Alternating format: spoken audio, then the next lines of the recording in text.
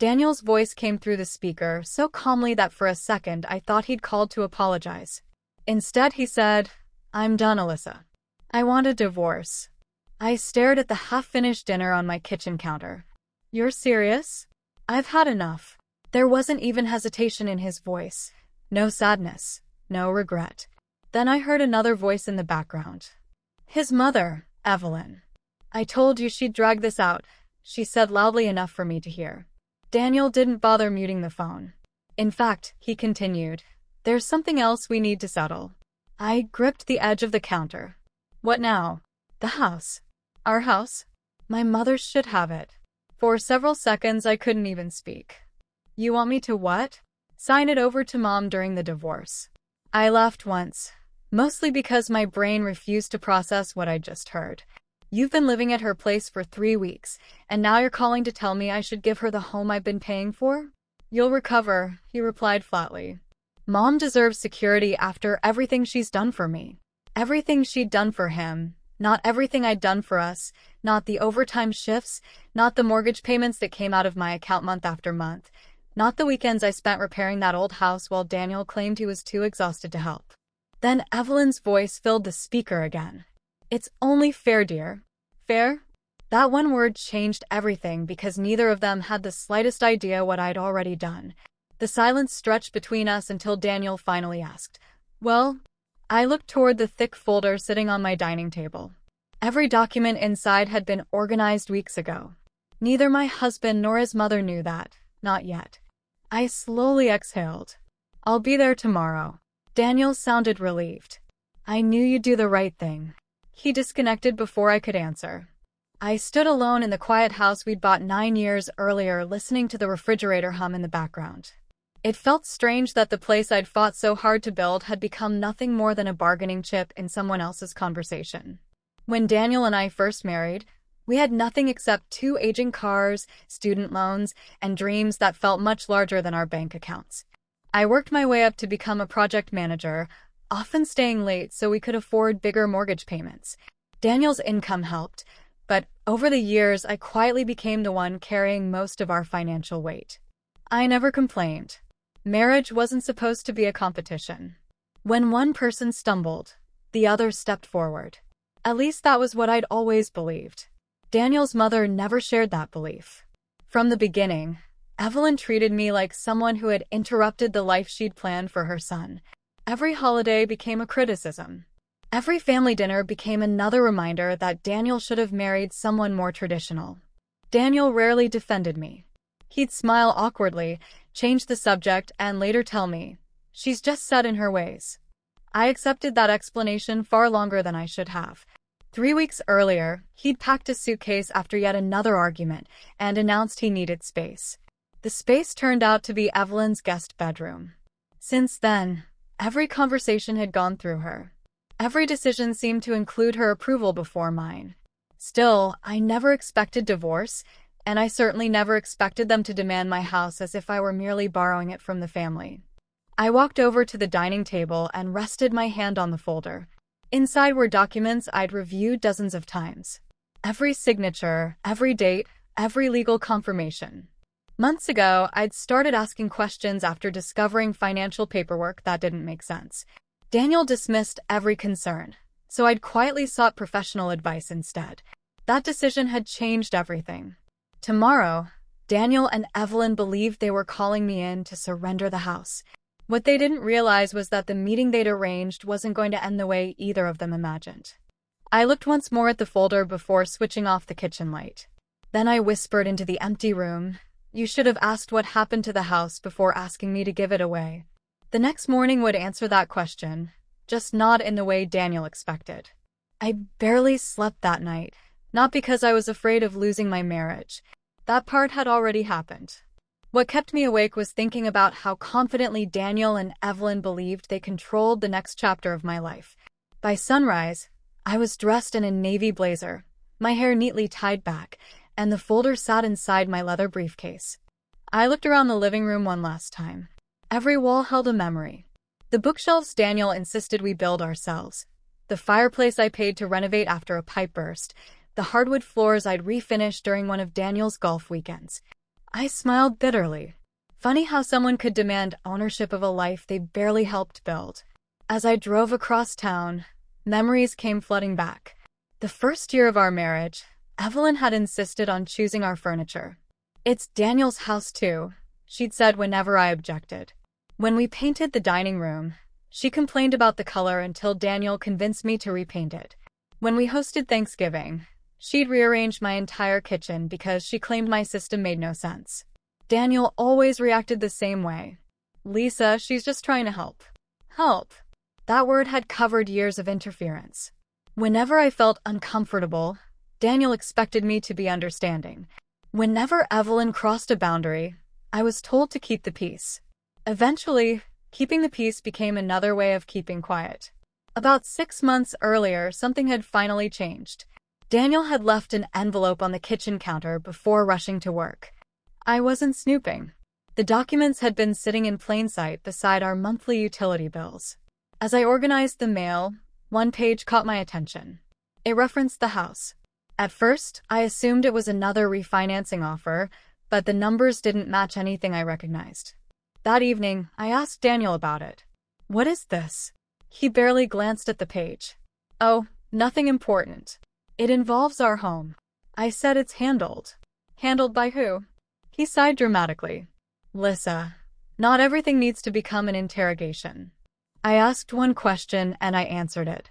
"No, you avoided it." Daniel grabbed the paperwork from my hands. "I've got some financial plans I'm working on. You wouldn't understand them until everything's finalized." That answer stayed with me, not because it explained anything, because it explained nothing. The following week, I quietly scheduled a consultation with a real estate attorney.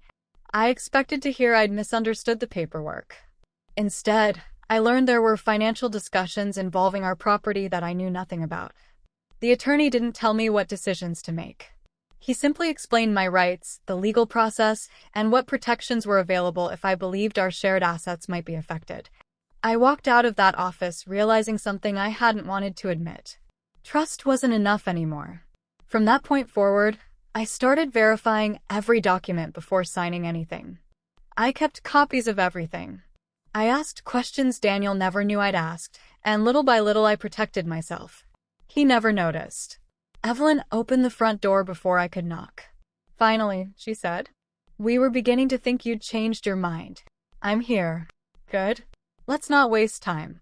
Her smile wasn't warm. It was victorious. Daniel stood in the dining room with 2 neatly stacked folders already waiting on the table. He didn't offer me coffee. He didn't ask how I'd been. Instead, he slid one folder toward me. "These are the divorce papers." I opened them. Everything had already been prepared. He had clearly spent weeks planning this. I read every page carefully before signing exactly where my attorney had instructed me. Daniel looked surprised. "I thought you'd argue." "I don't see the point." For the first time that morning, Evelyn smiled. I knew she'd come to her senses. Then she reached for the second folder. This one was thicker. She carefully placed it in front of me. "Now," she said, folding her hands together, "let's transfer the house." I glanced at the cover without opening it. Daniel leaned back in his chair, completely relaxed. "Once you sign that," he said, "Mom finally gets the house." I looked at both of them for several quiet seconds, then I asked calmly, "Are you both absolutely certain you want to do this today?" Daniel frowned. "What kind of question is that?" "A simple one."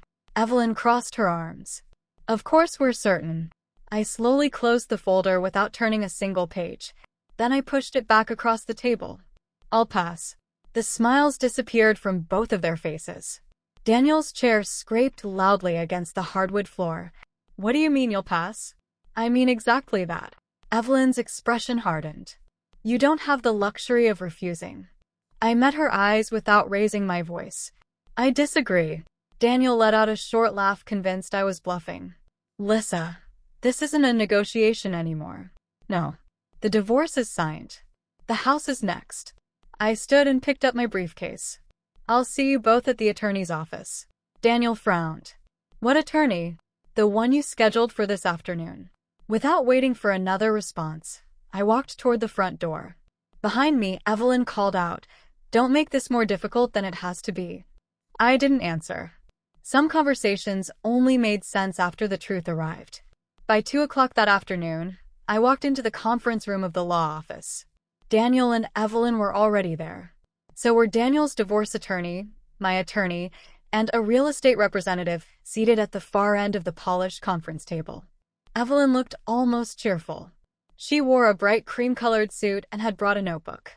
As I took my seat, I noticed pages filled with handwritten notes, paint colors, kitchen renovation ideas, furniture measurements. She had already planned how to decorate what she believed would soon be her house. She smiled at me. "I've always thought the guest room should become a sewing room." Daniel smirked. "Mom's excited." I simply nodded. Clearly. The meeting began with routine legal formalities. The attorneys confirmed that both parties had voluntarily signed the divorce documents. Everyone remained professional. Then Daniel's attorney slid another packet across the table. "This concerns the transfer of the marital residence." Daniel leaned back confidently. "Lissa's been difficult about this," he said, "but she'll cooperate." His attorney glanced toward me. "Mrs. Carter?" Before I could answer, Evelyn interrupted. "I've already scheduled contractors." The room became noticeably quiet. The real estate representative slowly looked up from his file. "I'm sorry," he said carefully. "Contractors." "Of course," Evelyn replied. "The property will be mine." He exchanged a puzzled glance with both attorneys. Then he looked directly at Daniel. "Mr. Carter, yes? Were you informed about the completed transaction?" Daniel blinked. "What transaction?" "The sale." Daniel chuckled. "I think you've mixed up our file." The representative didn't smile. Instead, he opened a thick folder and removed several certified documents. "I'm referring to the completed sale of the property located on Willow Creek Drive." Daniel's smile faded. "Our house isn't for sale." The representative looked genuinely confused. It was. Silence settled over the room. He placed the documents in the center of the table. "The transaction closed several weeks ago." Daniel stared at the paperwork without touching it. Evelyn leaned forward. "That's impossible. The deed has already transferred ownership." "No." Daniel snapped. "You're wrong." The representative calmly slid another page toward him.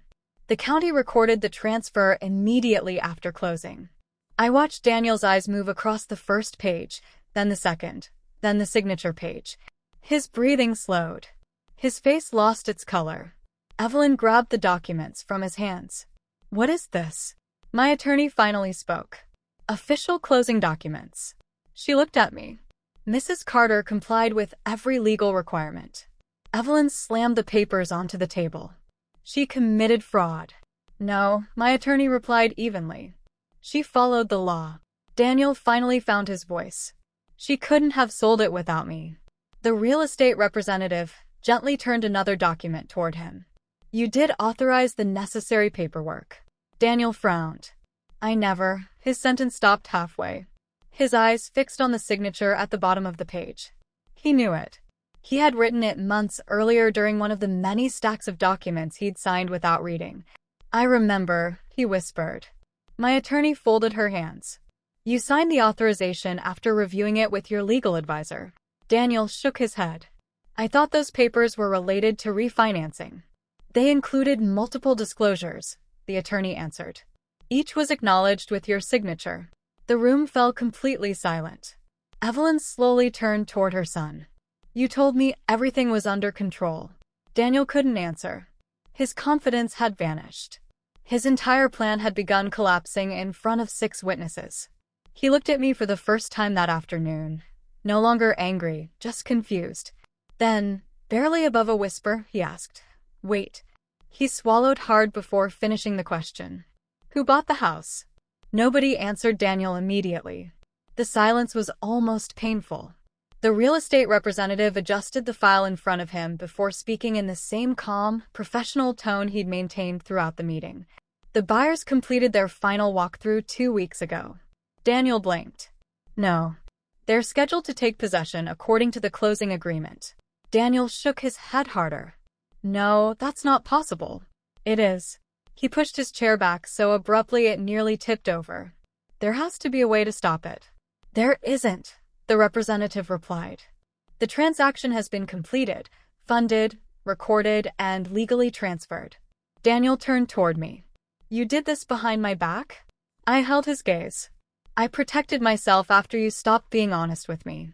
Evelyn stood so quickly her chair slid backward. You manipulated my son.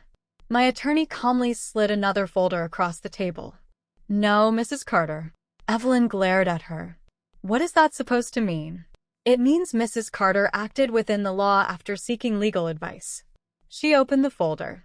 Every required disclosure was provided. She pointed to one document after another. Every required notice was delivered. Another page.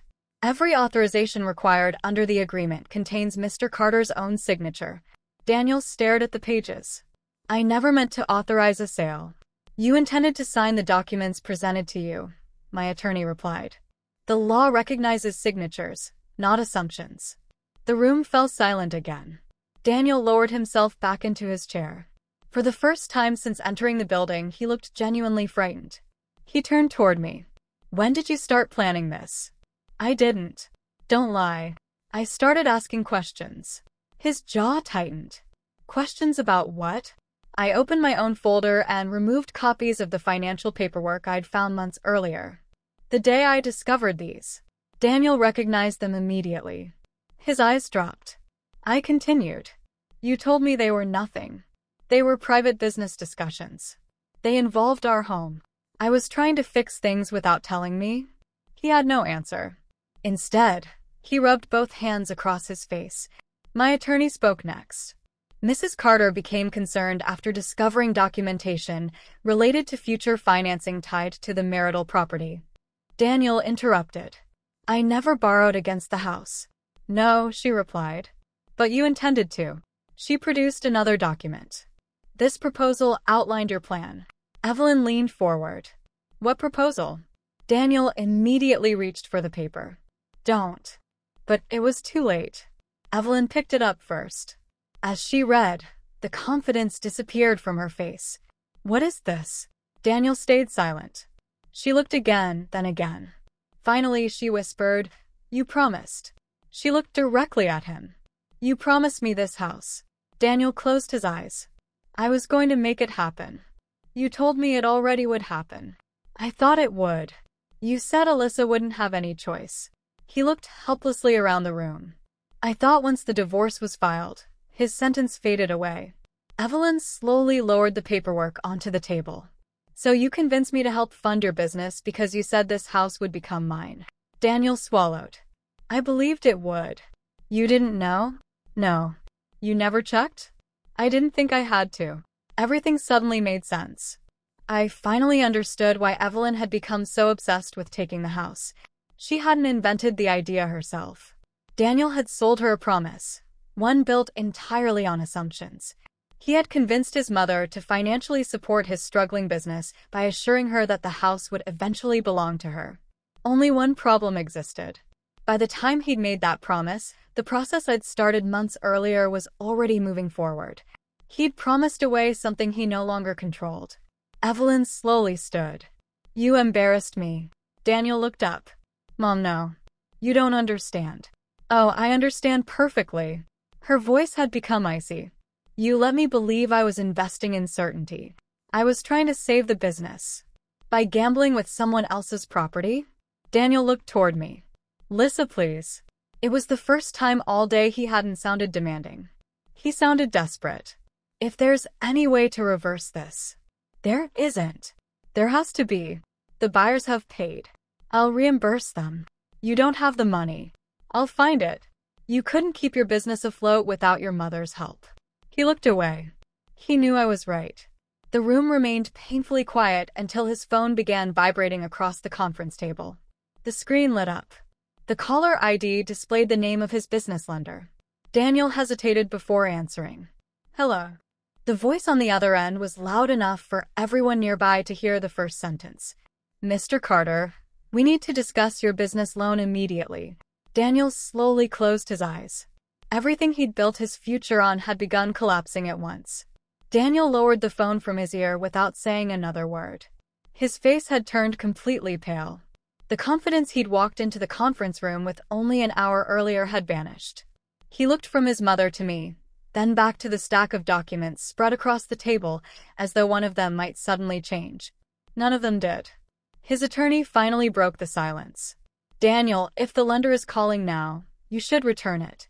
He nodded absently, but didn't move. Instead, he looked directly at me. Lisa, when did you know? I answered honestly. The day you stopped treating me like your partner. He frowned. I mean about the house. I became suspicious 6 months ago. When you found those papers. Yes.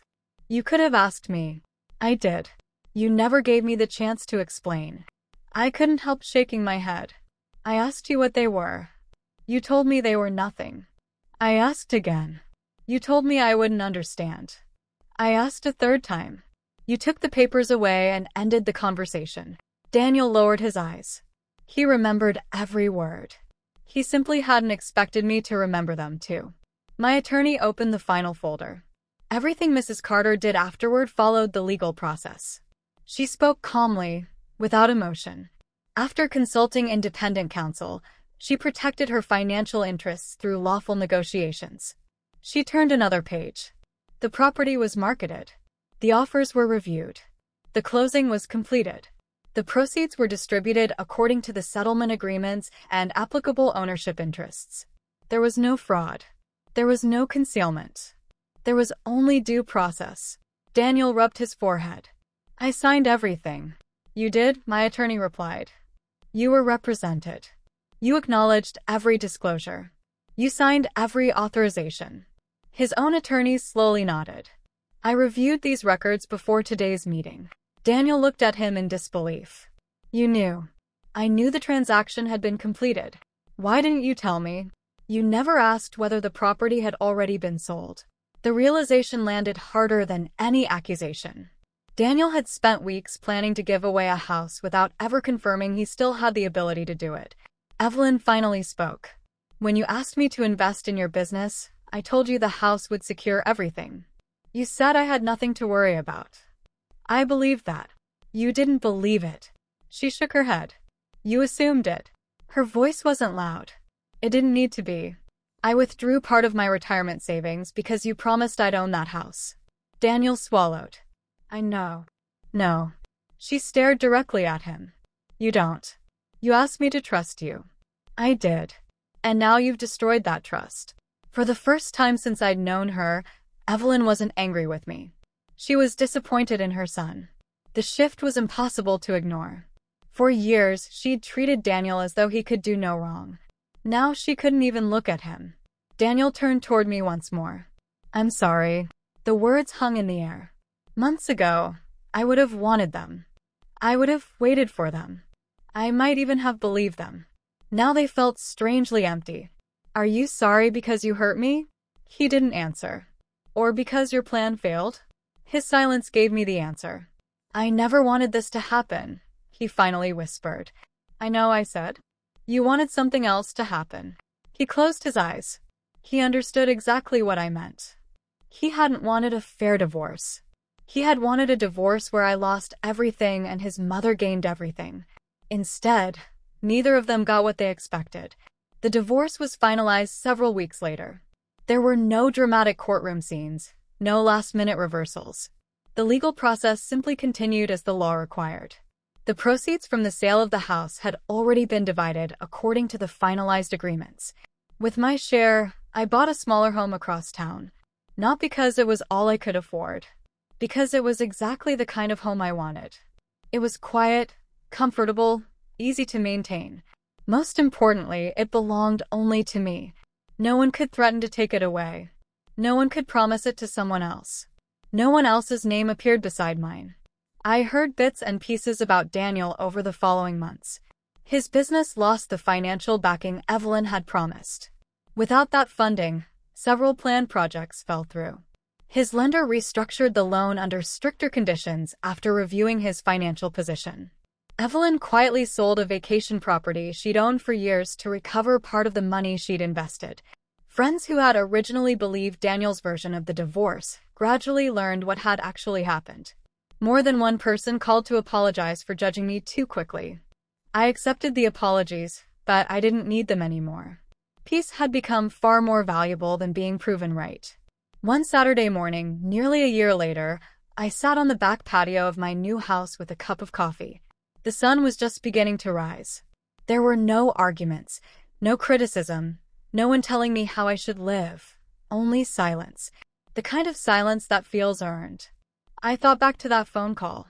My mother should have the house. At the time, those words had felt like the end of my world. Now they felt like the beginning of a better one. Because the greatest surprise was never that I'd already sold the house. It was that losing my marriage allowed me to finally stop losing myself. The house they demanded was never really what they lost. They lost the only person who had been holding their lives together.